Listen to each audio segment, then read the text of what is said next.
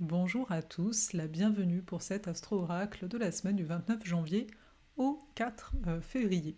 J'espère que vous allez bien, que vous avez passé une belle pleine lune, pleine de prise de conscience. En ce qui me concerne, ça a été pas mal le cas et à voir combien de temps ça va perdurer. Il y a beaucoup d'idées qui me viennent, avec le soleil Pluton qui sont rentrés ensemble en Verseau, et là il y a eu donc cet éclairage avec la pleine lune, et chez moi ça tombait en particulier sur ma lune noire. Donc pour ceux qui connaissent un petit peu, ça a apporté pas mal de lucidité. Cela étant dit, dites-moi comment vous allez, n'est-ce pas, comme d'habitude. On se retrouve à la fin pour que vous ayez un petit tirage plus personnel. Mais cette semaine, qu'est-ce qu'on a? Eh bien, en termes de mouvement, on n'a rien. Il n'y a pas de... Mercure, il rentre en Verseau, mais qu'à partir de la semaine prochaine, donc à partir du 5 février, ce qui fait que cette semaine-ci, tout le monde reste, enfin toutes les planètes restent là où elles étaient. Alors, en termes d'aspect exact, on n'en a pas non plus comme ça. Ça va être plus la semaine prochaine. Donc je me suis dit, on va faire quoi? Eh bien, on va venir revoir certains éléments clés. Je vais vous partager certaines prises de conscience personnelles en tant que telles, et vous verrez bien comment ça résonne. Donc une des choses que je voulais apporter, c'est comme il y a énormément de planètes en Capricorne, on a toujours Vénus, on a Mars et Mercure encore en Capricorne, eh bien c'est de regarder Saturne. C'est de nous dire, ok, qu'est-ce que Saturne nous dit? Parce que c'est lui qui gouverne, qui va maîtriser toutes ces planètes en Capricorne. Donc Saturne est en Poisson, on le sait, mais c'est toujours bon de revenir dessus avec un regard différent. Ça va faire bientôt un an qu'il est là, donc il a eu le temps d'avancer, de reculer et compagnie. Et dernièrement, ce que j'expérimente beaucoup, ou ce que j'ai beaucoup expérimenté, c'est quelque chose que je vais me dire régulièrement, c'est-à-dire, mais toutes tes préoccupations, il faut voir que j'avais un Saturne en 6, là il est passé en 7, mais c'est le quotidien, la 6, la maison 6, entre autres. Donc, beaucoup le côté, il y a des choses qui vont venir nous préoccuper, là, dans nos vies, ok? On se préoccupe, on est là, oh là là, ça me dérange, oh là là, on se stresse et compagnie, donc il y a un travail avec le système nerveux, bien entendu, tant qu'à y être.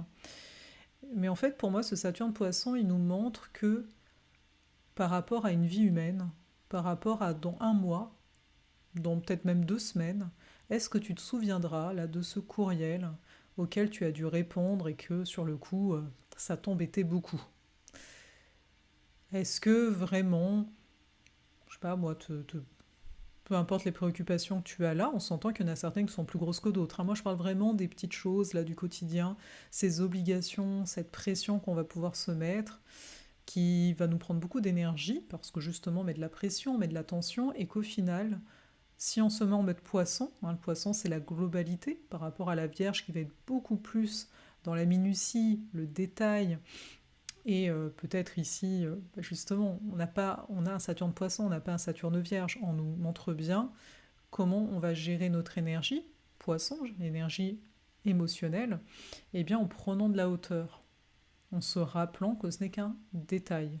Mais à force de regarder les détails, on peut se faire mal au crâne. J'imagine que si je suis en train de fixer quelque chose de précis pendant longtemps, je pense que mes yeux vont pas mal fatiguer, voilà. Donc c'est déjà ça que j'avais envie de vous amener, donc d'observer, de vous observez vous par rapport justement à ces choses du quotidien, comment vous y réagissez, comment ça se passe, est-ce que, entre guillemets, vous mettez beaucoup trop d'énergie là-dedans? Parce que ce Saturne Poisson, il est très invitant, surtout avec toutes les planètes Capricorne, où là on peut se sentir un petit peu en mode allez, je travaille, allez, j'y vais, je mets en terre, j'avance. Signe cardinal, le Capricorne. Mais le fait que ce soit Saturne ici qui gouverne, c'est quand même de se dire comment tu peux apporter plus de douceur. Oui, ok, tu vas faire ces choses-là, mais qu'est-ce qui presse? Parce qu'en même temps, Saturne le temps, mais les poissons l'illimité, qui nous dit, en fait, si tu es dans le présent, ton temps est illimité. Il y aura toujours une recherche, là Pluton arrive en Verseau, est en Verseau, il y a toujours une recherche d'être hors du temps, hors des règles établies, hors des obligations, mais là c'est au-delà du Verseau, on est dans le Poisson. Donc on est davantage dans un accueil de tout est là. C'est le fameux tout est là où des fois on va se dire mais n'importe quoi, tout n'est pas là, là tu me dis mon état de bien-être est là en même temps que mon état de mal-être. Dans les faits, c'est vrai. Dans les faits, c'est là. C'est pas genre, c'est pas des habits, enfin, vous voyez, c'est pas, ah, cet habit rouge, c'est quand je suis de bonne humeur. Le bleu, c'est quand je suis déprimée. Mais même avec des habits, j'ai envie de dire, à un moment, tu peux, c'est vrai que ça marche, tu peux les porter en même temps. Alors oui, peut-être que c'est le bleu, hein, des fois, t'es un peu plus déprimé, c'est lui qui va être sur le dessus, mais le rouge, il est toujours là. Et en fait, ces habits ne sont pas nous, c'est pas notre peau en tant que telle. Donc, c'est ça aussi que je veux amener ici, c'est de se rappeler de cette affaire-là, à quel point des fois on va s'attacher à un état en fait, mais qui n'est pas nous. Donc cela étant dit, c'est sûr que avec les énergies Capricorne, à nous de nous organiser autrement, mais à ne pas virer fou non plus, à vouloir s'organiser, à être le mieux possible pour éviter on ne sait trop quoi. Dès qu'on est dans l'évitement, on est dans la fuite, on est dans un état de survie en fait, hein, le sympathique fuyant qu'on appelle ça, c'est-à-dire je vais prendre beaucoup d'énergie pour éviter le truc qui me fait peur, qui est considéré comme une menace. Donc là, ce qu'on aimerait, un Saturne, on va dire, bien aligné, c'est un Saturne au niveau du système nerveux où je me sens en sécurité, même par rapport aux choses qui m'insécurisent habituellement. Et oui, ça prend du temps, c'est Saturne, et c'est, je trouve, un des plus beaux apprentissages qu'on peut avoir, le fait de se rappeler que les choses prennent du temps, parce que, en vrai, le temps, c'est un petit peu la ressource qu'on a tous, mais voilà, on sait pas trop quoi en faire. Comme ça va être plus facile avec l'argent de dire bah oui, il y a des gens qui gèrent mieux l'argent que d'autres. Bah, le temps, c'est pareil. Les émotions, c'est pareil. Oui, il y a des gens, voilà. Après, est-ce que c'est de naissance ou est-ce que c'est justement parce que on a posé l'attention là-dessus? Voilà, je serais un peu plus pour la seconde option, même si on peut avoir des facilités, bien entendu, mais toute facilité ne se transforme pas en acquis si on ne la cultive pas. Voilà, c'est pas parce que j'avais des pommes dans mon jardin que si, je sais pas, moi, je laisse n'importe quoi se faire, genre des fois des parasites ou quoi que ce soit, que j'aurai toujours des pommes. Et souvent, on pense que c'est ainsi. Donc ça, c'est donc une chose. Seconde chose que je voulais apporter, c'est que l'air de rien, oui, l'aspect est pas parfait, loin s'en faut, mais dès la semaine prochaine, on va avoir là, si je ne me dis pas de bêtises, ou un peu plus tard, on va avoir la conjonction Chiron de Nord. Donc ça, j'en parle dans l'atelier de ce dimanche 28 janvier. Alors c'est à 15h l'atelier heure française, 9h heure Québec. Voilà, toujours possible de s'inscrire. Il y a un replay, donc même si vous ne pouvez pas, sachez qu'on va s'en parler de ça. D'autres choses, des éclipses aussi, hein, c'est en lien au nœud lunaire.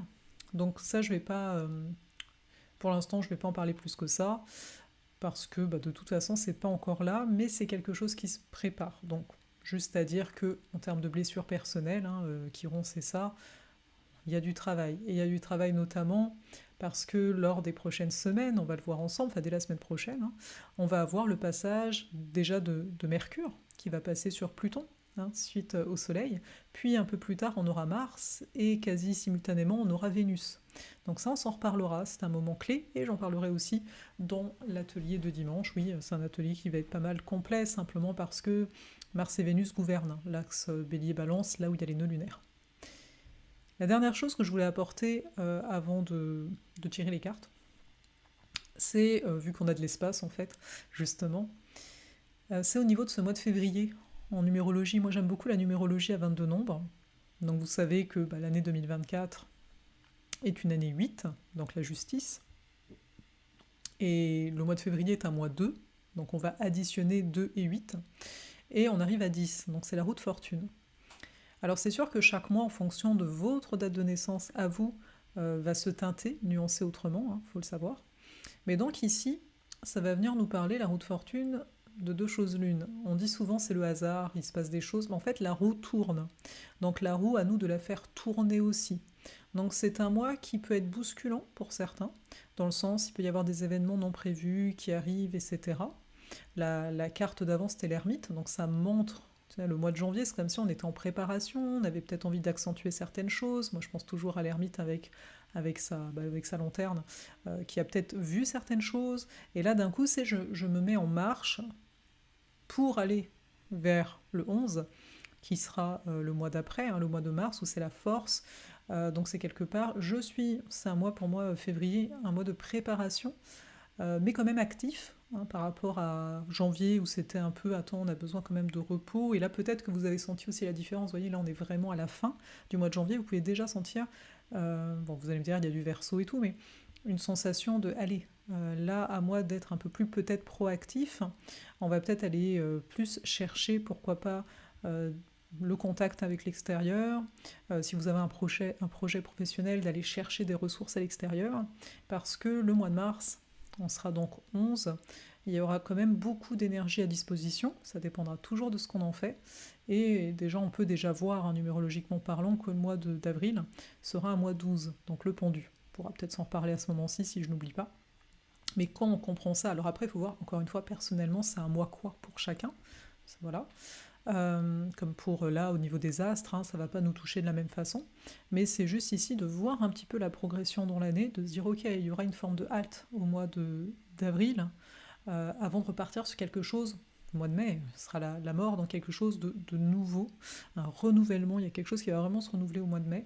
Donc laissons-nous le temps là, pour cette dernière semaine de janvier, sachant qu'en plus, bah voilà, on vient de vivre la pleine lune, donc là ça veut dire que la lune elle commence tout petit à descendre, et on partira sur un nouveau cycle lunaire dès le début du mois prochain.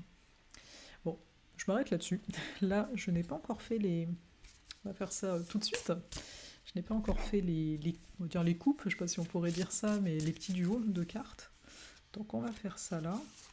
Donc simplement, pour rappel, parce que c'est quand même la dernière semaine, enfin mercredi c'est le 31 janvier, ceux qui veulent apprendre le prévisionnel en ma compagnie, transit, révolution solaire, etc., bah, c'est le moment quoi, parce que, enfin c'est le moment, vous pourrez vous inscrire, on commence le 10 janvier, le 10 mars, vous pourrez continuer à vous inscrire, c'est juste que jusqu'au 31 janvier, ben, vous avez un cadeau qui est un audio de ma part par rapport à votre carte du ciel, où je fais vos profections annuelles par rapport à la date d'anniversaire. Donc ça c'est jusqu'au 31 janvier, après le bonus il est plus là, donc voilà. Sachez aussi que pour la clairvision, vous pouvez payer donc, plusieurs fois. Alors, cela étant dit, ok, elles sont à l'envers, tac tac. Voilà, comme d'habitude, droite ou gauche. Donc je vais commencer par celle-ci. De toute façon, au pire, vous faites pause hein, si c'est trop rapide. Donc si vous avez choisi ça par rapport à cette semaine, on a le soleil en poisson. Donc, vous prenez de l'avance. Donc le soleil, ouais, voilà. Le soleil en poisson. Donc, ça peut nous amener deux choses, même plus que ça, mais vous savez, j'aime bien amener la notion de dualité un petit peu.